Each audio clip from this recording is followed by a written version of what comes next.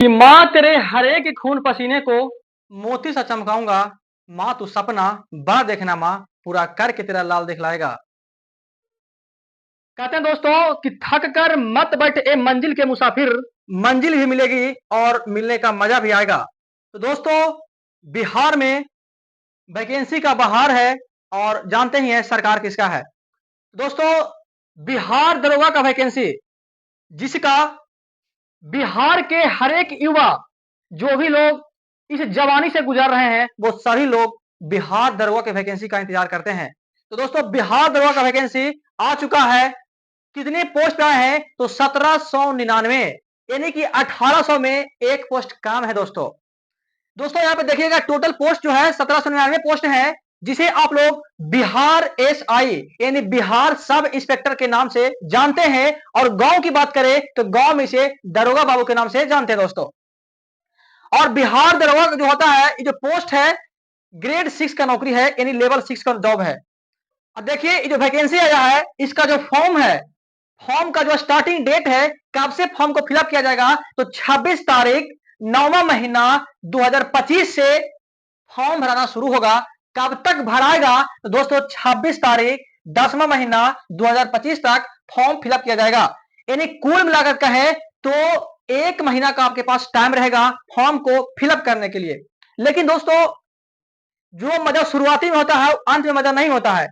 आप लोग को क्या करना है कि जितना से जल्द हो सके 100 रुपया का दोस्तों व्यवस्था करना है। मात्र 100 रुपया लग रहा है फॉर्म भरने में, इसलिए अपने झोपड़ी से निकालना है और डाल देना है कहां पे? बिहार सरकार के खाता में।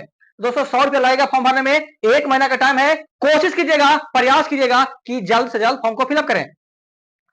और देखिए, ये जो बिहार दरोगा का फॉर्म है, कुछ बच्चे सोच रहे होंगे कि भैया सर, इस बार हम ग्रेजुएशन का एग्जाम दिए हैं, इस बार हम स्नातक, जिसे आप लोग ग्रेजुएशन बोलते हैं, उसका एग्जाम इसी बार दिए हैं, रिजल्ट आ चुका है या फिर रिजल्ट नहीं आया है। तो इन दोनों पहलू के बारे में हम बात करते हैं। अगर दोस्तों आपका रिजल्ट 1 तारीख 8वां महीना 2025 तक अगर आपका रिजल्ट घोषित हो चुका है, then you can fill this form. तब दोस्तों आप इस फॉर्म को फिलअप कर पाएंगे। अब कोई बोलेगा कि सर भैया, एग्जाम जो दिए हैं, रिजल्ट नहीं आया है ग्रेजुएशन का। कब तक नहीं आया है? 1 तारीख 8वां महीना 2025 तक मेरा रिजल्ट नहीं आया है। रिजल्ट नहीं आया है ना, तो आप फॉर्म नहीं भर सकते हैं। और एक बात याद रखिएगा कि बिहार दरोगा के फॉर्म को भरने के लिए आपके पास स्नातक की डिग्री होनी चाहिए, यानी कि आप ग्रेजुएशन कर चुके हैं, तब आप फॉर्म को फिलअप कर पाएंगे।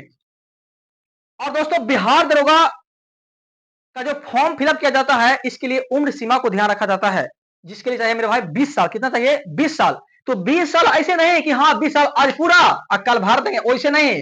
इसका भी एक क्राइटेरिया है कि आपका उम्र अगर 1 तारीख 8वां महीना 2025 तक अगर आप 20 वर्ष के हो चुके हैं, तब ही दोस्तों आप बिहार दरोगा के फॉर्म को भर सकते हैं। अच्छा सर जी, एक बात तो हो गया, फॉर्म भी भर दिए, तो फॉर्म भरने में क्या प्रक्रिया होगा, क्या उम्र होगा? तो देखिए, अभी डॉक्यूमेंट्स के बारे में हम बाद में बात करेंगे।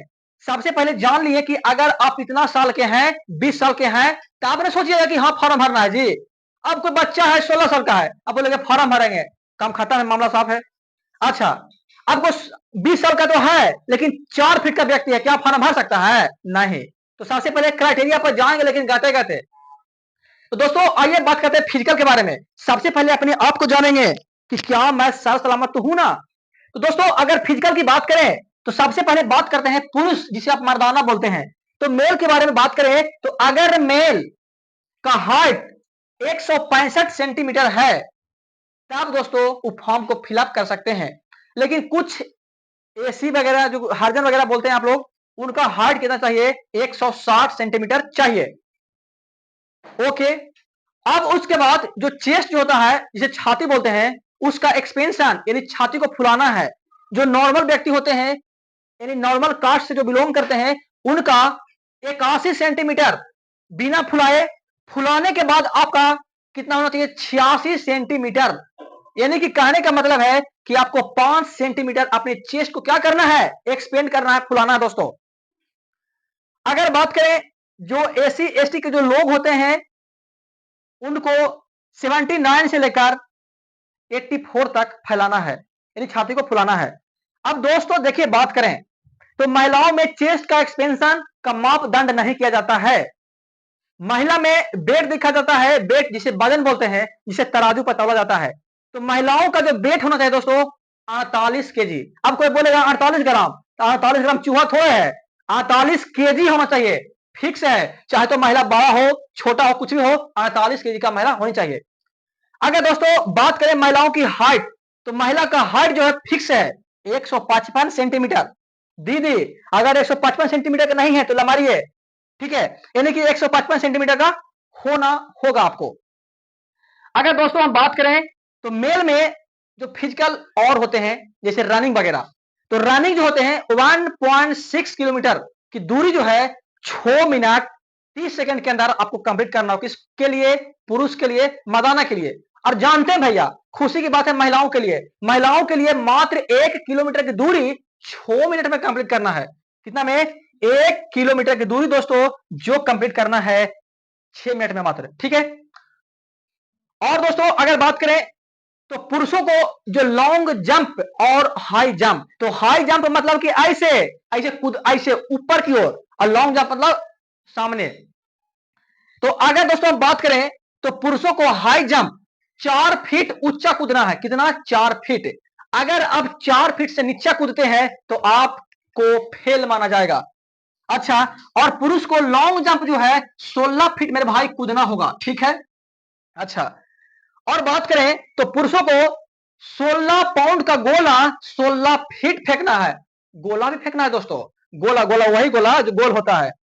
अच्छा दोस्तों, अगर बात करें हम महिलाओं के बारे में, तो महिलाओं का अगर हाई जंप की बात करें तो ऊंचा कूदना कितना? 3 फीट, क्योंकि पुरुषों से 1 फीट नीचा कूदना रहता है। किसको? महिलाओं को। इसलिए महिलाओं को 3 ही फीट कूदना दोस्तों। अगर बात करें दोस्तों लॉन्ग जंप, महिला को कितना कूदना है? तो 9 फीट कूदना है महिला को, ठीक है, ध्यान रखिएगा। और महिला को भी गोला फेंकना है, गोला निकाल के गोला फेंक देना है। दोस्तों 12 पाउंड का गोला 10 फीट फेंकना है, ठीक है। क्लियर मेरे भाई? यहां तक क्लियर है। अब दोस्तों हम समझते हैं डॉक्यूमेंट्स क्या लगेंगे। तो यहां तक ले लीजिए मेरे भाई स्क्रीनशॉट, साथ में हमें भी ले लीजिए ताकि आप हमें याद कर सकें कि यहाँ पे डॉक्यूमेंट्स में क्या क्या आपको देने होंगे। तो डॉक्यूमेंट्स में मेरे भाई सबसे पहले आपको रजिस्ट्रेशन करना होगा। रजिस्ट्रेशन करने के लिए क्या चाहिए? तो सबसे पहले एक फोन चाहिए। फोन में होता है ईमेल आईडी और मोबाइल नंबर। तो एक बात को आप श्योर हो जाएं कि हाँ मेरा ये अपना फोन है।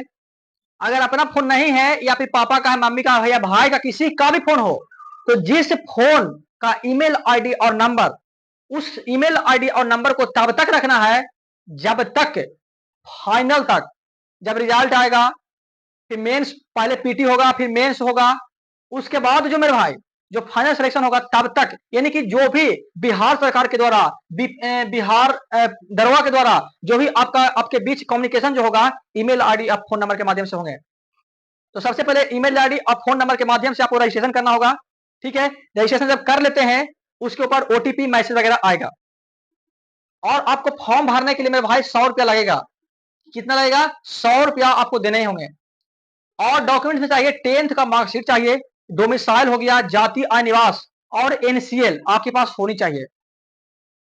दोस्तों सबसे इंपॉर्टेंट चीज की अगर बात करें तो मेरे भाई यहाँ पे देख रहे हैं जो फोटो का जो लोचा है। अब कोई बच्चा जो है जा करके मार्केट में लाल पीला हरियर ब्लू बैकग्राउंड में फोटो खिंचवा लेते हैं और वहां जाते हैं, रद्द हो जाता है। देखिए दोस्तों, पैसा माने नहीं है यहाँ पे।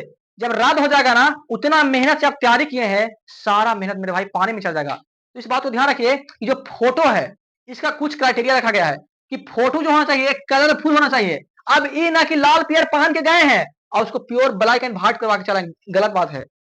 सही करने के लिए जैसन पहन के गए हैं वैसा फोटो आना चाहिए, यानी लाल पहन के गए तो लाल आना चाहिए, यानी कलरफुल फोटो आना चाहिए। और जो फोटो का जो शूटिंग होना चाहिए 2 मंथ के अंदर होना चाहिए। ये ना कि हाँ बचपन का फोटो दे रहा, उससे नहीं चलेगा, 2 महीना के अंदर का फोटो चाहिए। और उसका सबसे इंपॉर्टेंट बात है कि बैकग्राउंड कलर जो होता है होना चाहिए व्हाइट होना चाहिए, यानी सफेद बैकग्राउंड कलर होना चाहिए। और उसका जो फॉर्मेट दिया गया है 15 से 25 केबी के बीच होना चाहिए। और किस में होना चाहिए? जेपीजी या जेपीईजी या फिर जीआईएफ के रूप में आपका फोटो होना चाहिए। देखिए दोस्तों, मेन ये था अब इसमें जो एग्जाम होगा, अब देखिए फॉर्म भर दिए, फिजिकल में भी सब चीज फिट फाट निकल रहे हैं आप, तब जाइएगा कहाँ परीक्षा देने के लिए। तो परीक्षा देने के लिए मेरे भाई आप जाइएगा। तो दोस्तों यहाँ पे समझिएगा कि एग्जाम जो होता है, एग्जाम जो होता है, दो एग्जाम होते हैं। तो सबसे पहले प्री होगा, प्री होगा, दूसरा होगा मेंस। तो अभी हम प्री के ऊपर फोकस करें, क्यों? क्योंकि दोस्तों जब तक प्री नहीं निकलेगा तो मेंस में कैसे जाएंगे। तो सबसे पहले प्री पे फोकस करेंगे और दूसरा यहाँ पे मेंस। तो मेरे भाई जो प्री होगा, आप लोग को 200 मार्क्स का, यानी 200 नंबर का क्वेश्चन होगा, 200 नंबर का क्वेश्चन होगा, और टोटल मेरे भाई 100 क्वेश्चन होगा। अब प्रत्येक क्वेश्चन 2 नंबर का होगा, यानी 200 नंबर हो गया कि नहीं हो गया? हो गया। अगर दोस्तों आप एक क्वेश्चन को गलत करते हैं तो आपको दोस्तों 0.2 नंबर की कटौती होगी। क्या समझे कि एक क्वेश्चन गलत करेंगे 0.2 जाएगा चोखा खाए। यानी कहने का मतलब है कि अगर आप 5 क्वेश्चन को गलती करते हैं 0.2 तो हो जाएगा 1, यानी 5 क्वेश्चन को गलत कीजिएगा तो मेरे भाई आपको 1 नंबर की कटौती होगी। तो मेरे भाई ये रहा बिहार दरोगा के वैकेंसी से रिलेटेड, ये मेरे भाई इन्फॉर्मेशन रहा। और वीडियो अच्छा लगे ना तो शेयर जरूर, सब्सक्राइब जरूर कीजिएगा दोस्तों। मिलते हैं आपसे अगले वीडियो में। और अगला वीडियो आप सभी लोग कमेंट कीजिएगा कि हाँ अगला वीडियो जो है किस टॉपिक पे आनी चाहिए, सिलेबस पैटर्न, कहां से क्वेश्चन ज्यादा पूछते हैं कम पूछते हैं, इन तमाम बातों के बारे में। मिलते हैं आपसे अगले वीडियो। जय हिंद, जय भारत।